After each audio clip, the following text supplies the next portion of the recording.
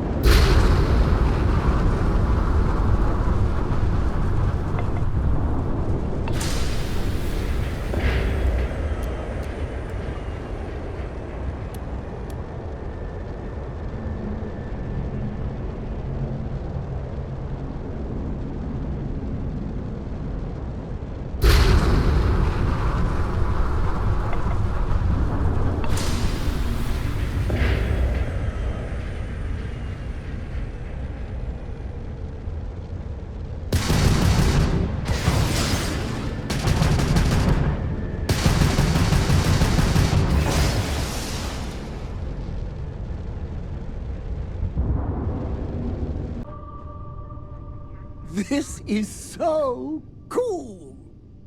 Consider me your pack mule.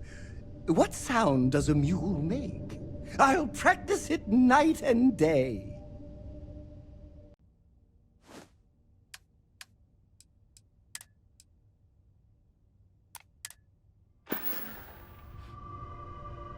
Back to work, then.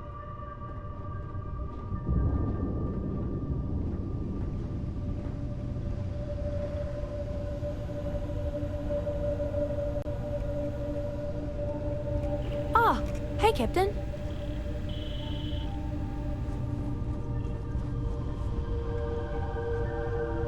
Did you need something? I'm happy to help, Captain.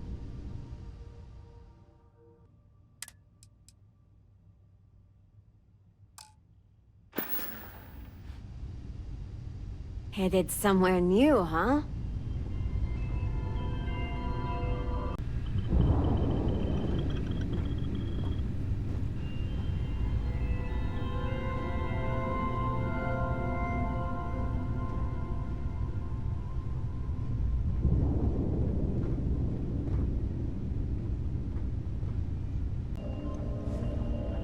People say I need more hobbies. You're looking well. Writing about Any interesting flora for me to take? talking about you. That's 3 right there. I'll get back to work.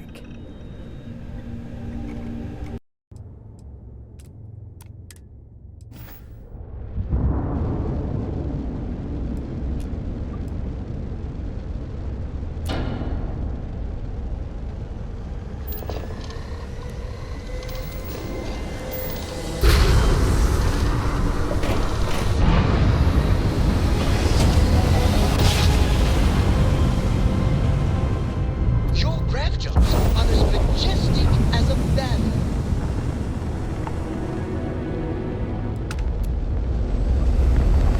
Just passing along intel to friendlies. Over.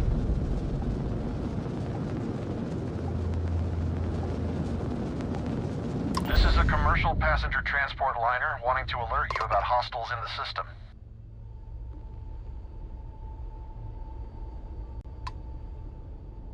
It's our company's policy. Us friendlies have got to watch each other's backs out here. Safe travels, stranger.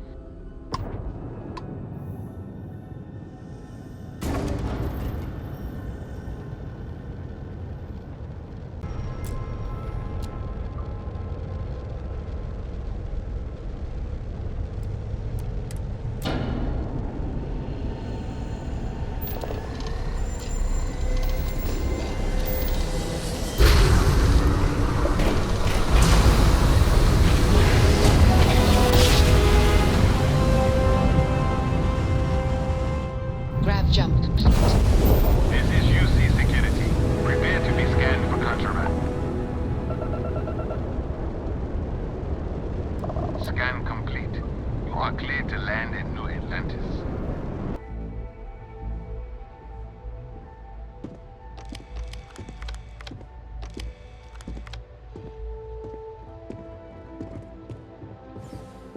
My family never had any love for the UC after the Colony War.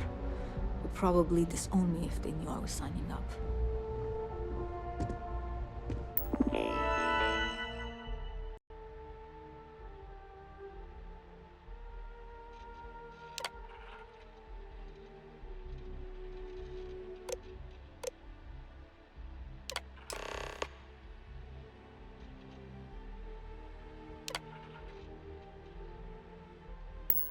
Registration accepted. You may now proceed through the historical displays in the orientation hall, or continue on to the examination.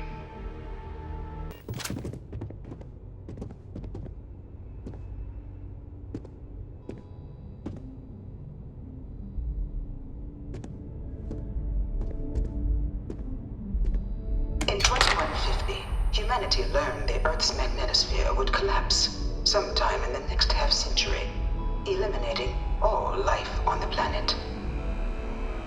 Decisive action was required, but the secure transport of an entire civilization would demand a new kind of cooperation, a new kind of courage, and a new kind of union. Thus, in 2159, the United Colonies were formed to make that journey possible. Just 1 year later, the Galileo, the first of many colony ships, touched down here on Jemison, beginning a new era of human history, the age of the United Colonies. The effort and planning it must have taken to evacuate literally the entire planet. Can you imagine? The logistics alone must have been mind-boggling.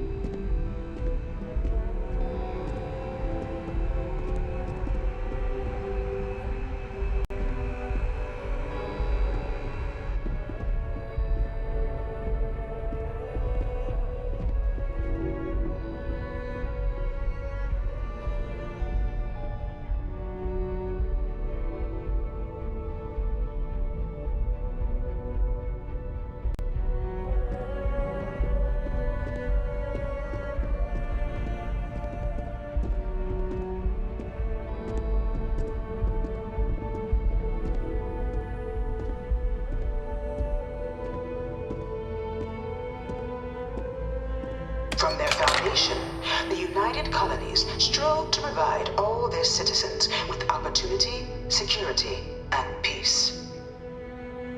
But there were those among the UC that still wanted something more: independence. So in 2161, the UC issued the Centaurus Proclamation, granting UC citizens the right to settle distant worlds and form their own sovereign powers. It wasn't long before the first new faction, the Free Star Collective, was formally organized in 2188, later followed by House Varun, revealing themselves to the universe in 2230. The result of the Centaurus Proclamation has always left me torn. So much conflict arose as a result. Was it worth it?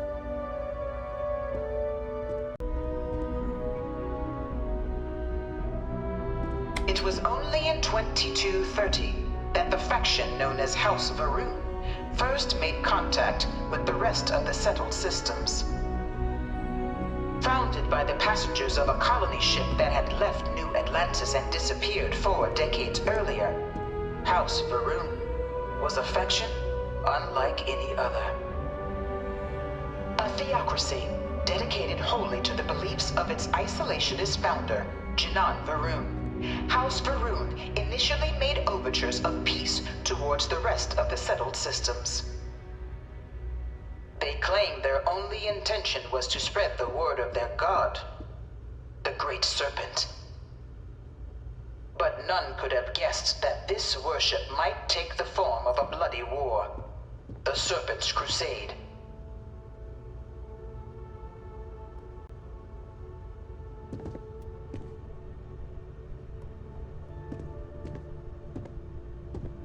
The Freestar Collective was initially founded in 2188, when the citizens of Aquila banded together with the pleasure city of Neon in mutual defense. But in 2194, After the deployment of a UC medical star station in orbit around their world, the citizens of Narion also requested to join the collective. The resulting rise in tensions between the Freestar Collective and UC culminated in the settled system's first intergalactic conflict, the Narion War. Despite a decisive victory by the UC, the colonies permitted the citizens of Narion to join the collective, forming the basis for the fiercely independent union that persists to this day.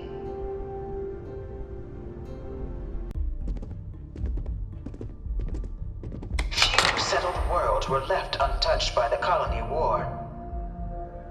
But nowhere could the viciousness of modern warfare be seen more clearly than on the Freestar planet of Nira. Initially occupied by invading United Colonies forces as a forward operating position, repeated attempts to take and retake the planet by collective forces led only to devastation. Swaths of the world were transformed into scorched husks, a nightmarish testament to the depths of human ingenuity and human cruelty. And today, Nira remains a continuing reminder to the horrors of unfettered war.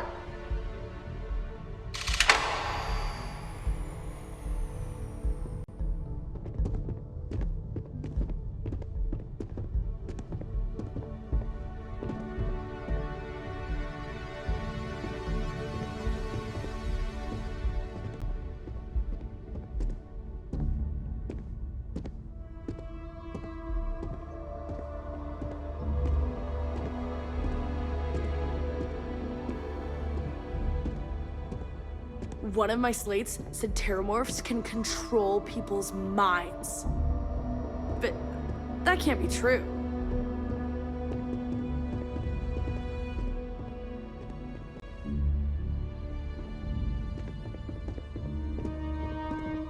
In the midst of the colony war, a different kind of tragedy struck the UC city of Londinian. A newly constructed but critical supply center for the United Colonies' war effort, Londinian found itself overrun by one of the galaxy's most mysterious predators, the Terramorph. A rare but pervasive threat to all human-settled worlds, Terramorphs swept over the city seemingly out of nowhere on a scale never before seen in recorded history. Valiant efforts by the UC military slowed the onslaught, but the creatures proved unstoppable. Ultimately, the decision was made to destroy the Londinian spaceport, sealing off the city, the outbreak, and its citizenry from the galaxy at large. The tragedy of Londinian is mourned by the UC to this day.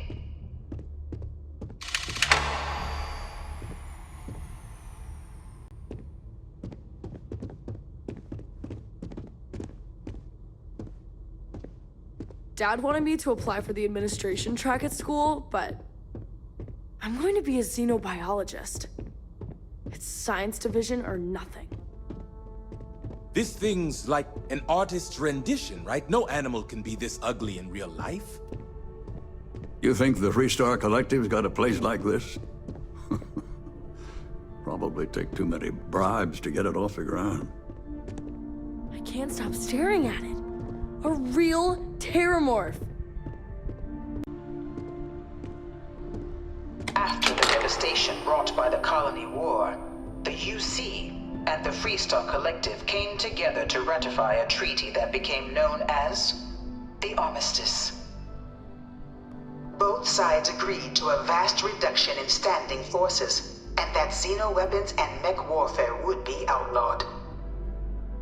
All related research was sealed away, accessible only in cases of dire emergency. But the Collective had another demand, that the active commanders of the UC military stand trial for their actions. The United Colonies, in the interest of peace and galactic security, agreed. In 2311, 3 United Colonies senior officers were found guilty. Commander Henry Durant, General Indira Rastogi, and Fleet Admiral Francois Sanon, known better as Ve Victus. All were sentenced to death for their actions, bringing the colony war to a close and returning peace to the galaxy at long last. I was a strong supporter of the armistice. All of the terrible weapons that both sides used against one another. It had to end.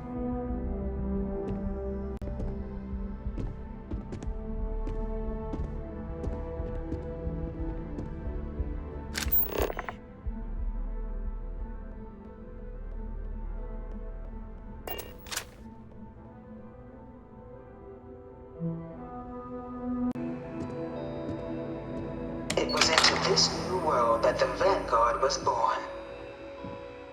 An official branch of the UC Navy, the Vanguard is the United Colonies Volunteer Fleet, serving a myriad of security, logistical, and reconnaissance roles.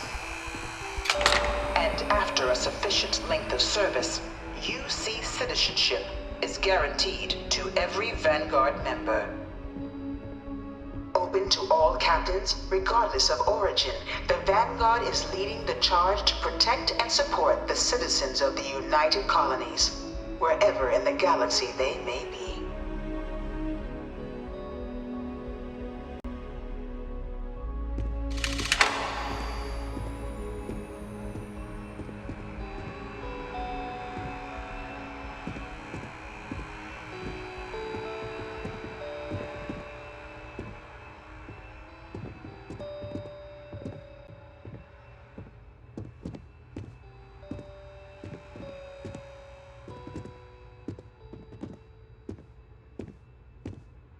No one is born a United Colonies citizen. Only through service to the UC can one hope to earn one's citizenship. But the UC prides itself on taking care of its people. Cost of living controls mean citizens pay less than their foreign counterparts for needs big and small. All citizens are issued a grant upon joining to get themselves on their feet. And only UC citizens have the opportunity to purchase property, getting the chance to live in one of the most beautiful cities in the settled systems. By joining the Vanguard today, you too can begin earning your place here, in the heart of galactic civilization, as a citizen of the United Colonies.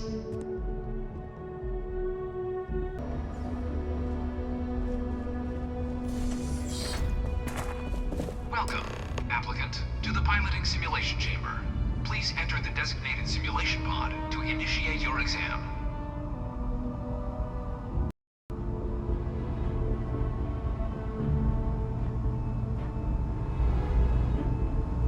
I've spent a fair bit of time in simulators just like these. They're startlingly realistic. Have fun.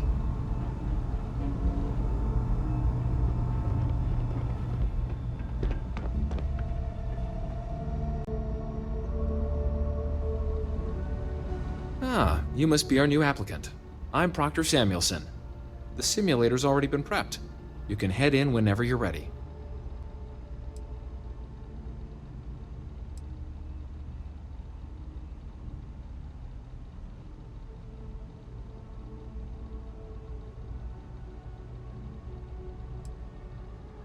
The simulator is designed to be a near-perfect replica of a Class B Deimos hoplite, the United Colonies' standard destroyer model. It's been tuned to provide a challenging but fair fight against the enemy squadrons you'll encounter inside.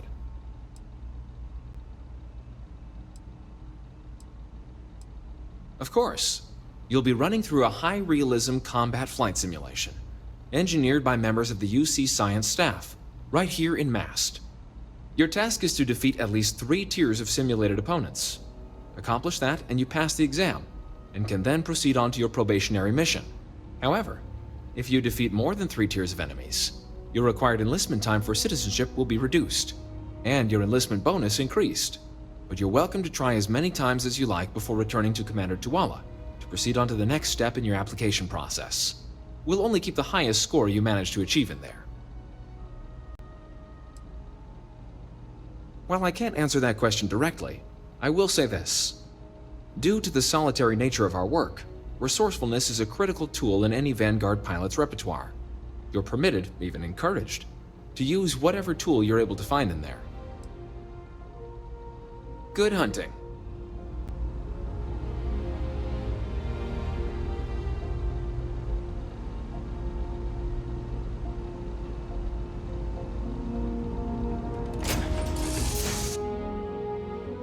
To my crew position. This is the Mark 18 Flight Simulation Chamber applicant, currently in orbit around a high-detail recreation of a remote world. When you're ready to begin, please take a seat in the pilot's chair.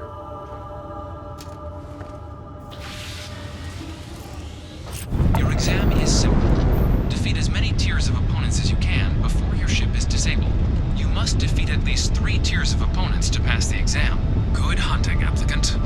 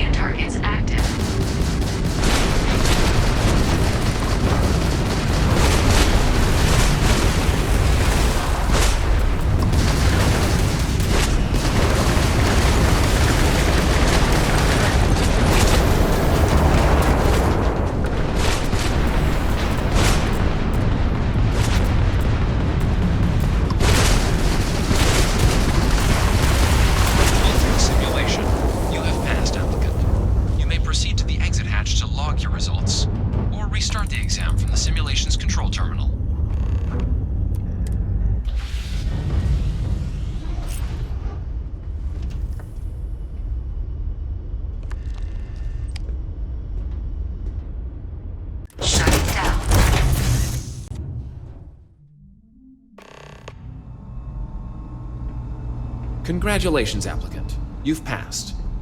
You can head up. Good showing in there, applicant. Well, look who's back. Everything go all right with the exam? Or did you have some questions you needed answered first? Ah, so these are your numbers that just came through then. You ready to hear how you did?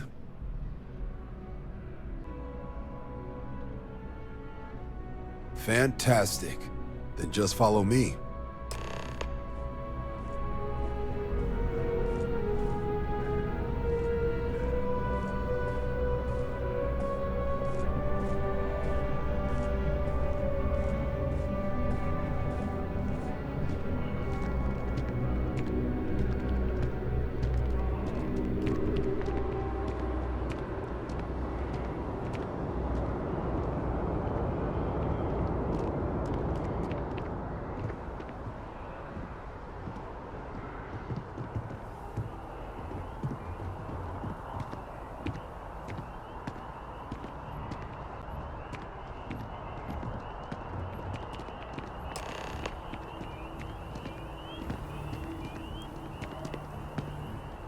Wouldn't be right doing this where we couldn't see the stars.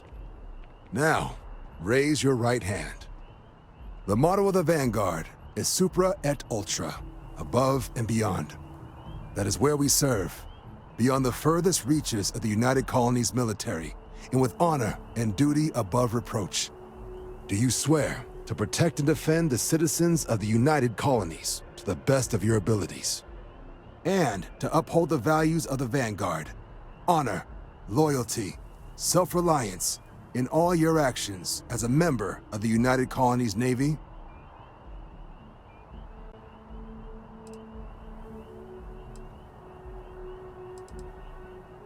Then let me be the first to officially welcome you to the United Colonies Vanguard. Now, only thing left is getting you that probationary mission. And what I've got is comms repair. Group trying to refurb an old colony war processing plant on Tau Ceti 2. Sounds like they'd barely gotten set up when their communications died. Place is as isolated as they come, so Brass wants a Vanguard to deliver the repair suite and ensure anyone present is safe and secure. So, can the people of Tau Ceti 2 count on you? That's the spirit. Head down to the spaceport and talk to Crew Chief Harath. He'll get you the repair suite plus your new recruit kit. Oh, and your advance. Give it your all out there. Supra et Ultra.